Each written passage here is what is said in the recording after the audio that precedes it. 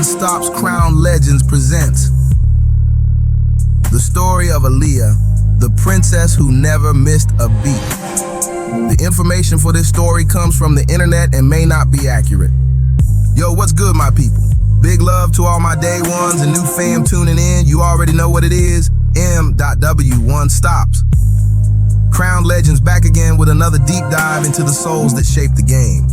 Before we get started, thank y'all for riding with me. And don't forget, like, comment, and subscribe, because that's how we keep this thing moving.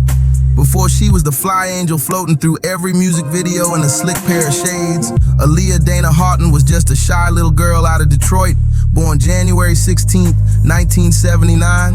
Her name meant the highest, most exalted one, and trust, she lived up to it before the world even realized it. Her fam was tight. Moms, Diane, handled business like a general. Pops, Michael, stayed the quiet foundation. And her big brother, Rashad, that man been her protector since sandbox days. The Haughtons weren't flashy, but they believed in polish and purpose.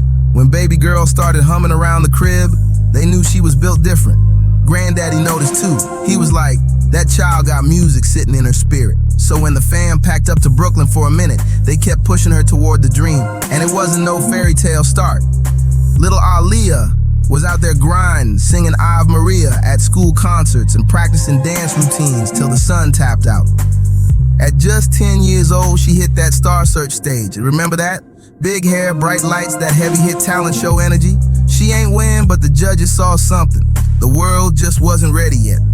Back in the D, her uncle Barry Hankerson was deep in the industry. He'd worked with Gladys Knight, he even married her for a bit, so baby girl had an inside line into the music world. But let's not act like that made it easy.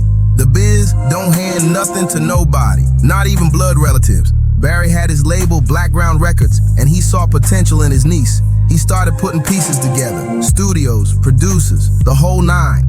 Around this time, Barry had ties with another name blowing up out of Chicago, a cat named R. Kelly. Yeah, that R. Kelly. At that moment, he was the king of R&B streets, riding off 12-play fame. So Barry made the intro, and the two started working. Now this the part of the story where things get complicated. Everybody know the rumors, the whispers, the tabloids, but let's keep it 100 and talk about the music first. In '94, Aaliyah dropped her debut, Age Ain't Nothing But a Number, produced mostly by Kelly himself. The sound was smooth, but street gospel runs mixed with bump and grind drums. When Back and Forth hit the airwaves, bruh, that was summer '94 in one record. Kids riding bikes, block parties, radio DJ spinning it 3 times an hour. She was 15 but carried herself like she'd seen life twice already. She wore them dark shades, that tomboy swag, baggy pants, crop tops, real hood chic before it had a name. Everybody trying to copy her style. MTV couldn't get enough. BET had her on heavy rotation. But then the industry chatter started. Folks peeped the credits, the closeness between her and Kelly, and the headlines got messy. Years later, court docs, interviews, all that surfaced. But right here, we ain't gonna sensationalize a young girl's pain. Let's just say the grown folks around her failed to protect her the way they should have. Period.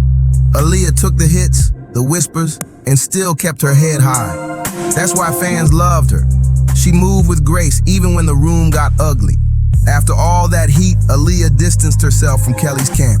Quietly, legally, spiritually, she was done. Uncle Barry switched up the team, and baby girl went searching for a new sound, a new identity.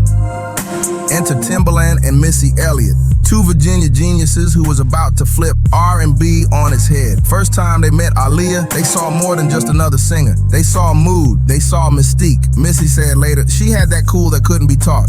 They went in the studio and cooked up something futuristic. 1996, boom, 1 in a million drops and the game changed overnight. Those beats, they wasn't even normal. Timbaland was making drums talking alien code.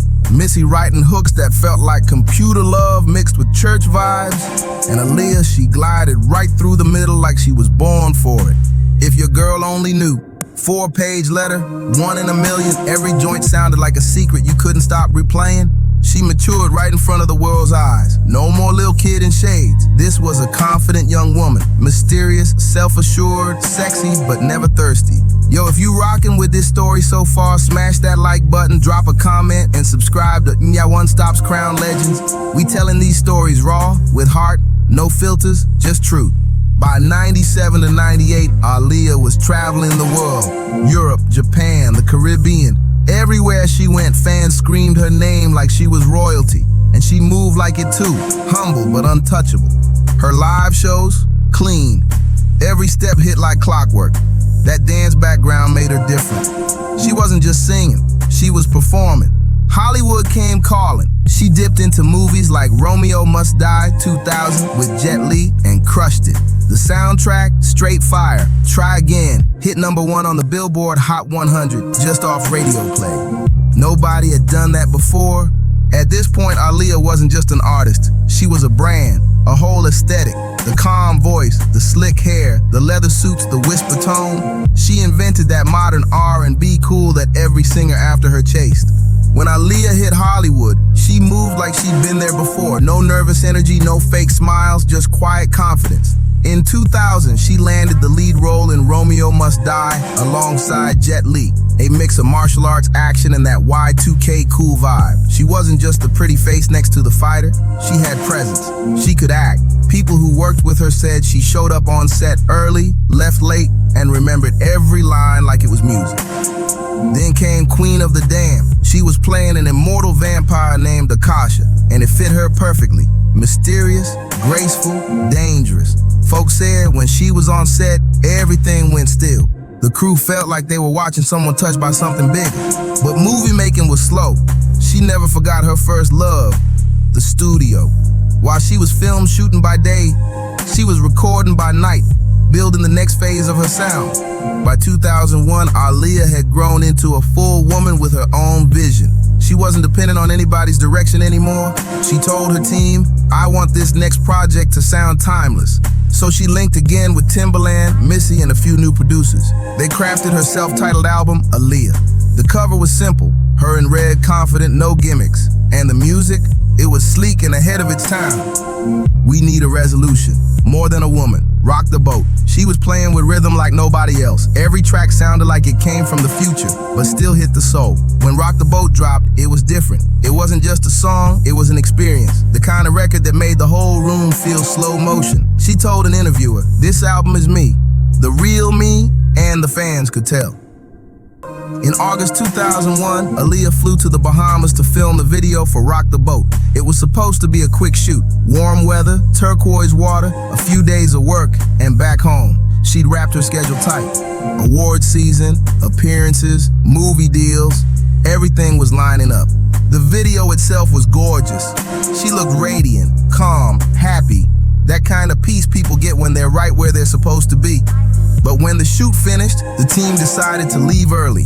The plane that came to get them was small, a twin-engine Cessna. Reports later said it was overloaded, too much gear, too many people. Folks on the island even told them to wait for another flight. But the crew was tired. They wanted to go home. They took off on August 25th, 2001. Moments later, the plane struggled, tilted, and went down near the runway. Everyone on board, as including Aaliyah, was killed instantly. She was only 22 years old. News hit the airwaves like a thunderclap. Fans didn't believe it at first. Thought it was a rumor. But when it was confirmed, the whole world stopped. Vigils popped up in Detroit, New York, LA. People lit candles, blasted her music from cars, cried in the streets. Even folks who'd never met her felt the loss like family. A week later, her funeral in New York looked like something out of a movie. White doves filled the sky when they carried her casket out. It was heartbreaking, but beautiful. A reminder that her light had touched the whole world. Yo, if you still here rocking with this story, hit that like button, subscribe, and drop a comment for Aaliyah. Show love for the princess of R&B. This is MW One Stop's Crown Legends, and we keeping her legacy alive with truth and respect. The years after her death felt strange. R&B sounded emptier. Everybody realized how much she'd been holding it together. You could hear her influence everywhere. In Ciara's glide, in Beyoncé's polish, in the way every new singer tried to balance edge with elegance. Producers said they kept unfinished beats that were meant for her. Missy and Timbaland both said it took years before they could even listen to those tapes again. Fans kept her memory alive online, building pages, posting clips, keeping that gentle energy in the timeline. Every August 25th, the comments filled with hearts and halos. She never faded. Then came the long fight over her music. Legal battles, label drama, old contracts that kept her catalog locked up. But eventually the music came back to the platforms and a new generation found her voice all over again. Aaliyah wasn't just style, though she set trends without trying. She represented balance. She could be soft but strong, mysterious but down to earth. She showed that a black woman could own her space without shouting. People called her baby girl, but the truth is, she was wise beyond her years. You could see it in her interviews. Calm eyes, slow smile, always thinking before she spoke. She said once, "Keep working hard and you can get anything you want." Simple words, but that's the code. Every time somebody plays One in a Million or Try Again, it's like she's still whispering through the speakers. She never got to see the social media era, but somehow, she's still everywhere. In fashion shoots, TikTok edits, movies that sample her vibe. Aaliyah's story reminds us that talent alone ain't enough. You need people protecting you, guiding you, and you need to listen to that small voice that tells you when something ain't right. She carried herself like royalty, even when the kingdom didn't deserve her. So here we are, years later, still talking about her, still feeling her energy. That's what legends do, they echo. To everybody watching and listening, thank you for riding through this journey. This one was heavy but necessary. We remember Aaliyah not for how she left, but for how she lived, with grace, rhythm, and heart. Big shout out to all my subscribers. Y'all keeping M.W. One Stop's Crown Legends alive. If you felt this story, smash that like, drop a comment, and subscribe so we can keep telling the tales of the ones who made the culture what it is. Rest easy, Aaliyah Dana Haughton. Forever the princess of R&B, the one in a million who'll always be remembered.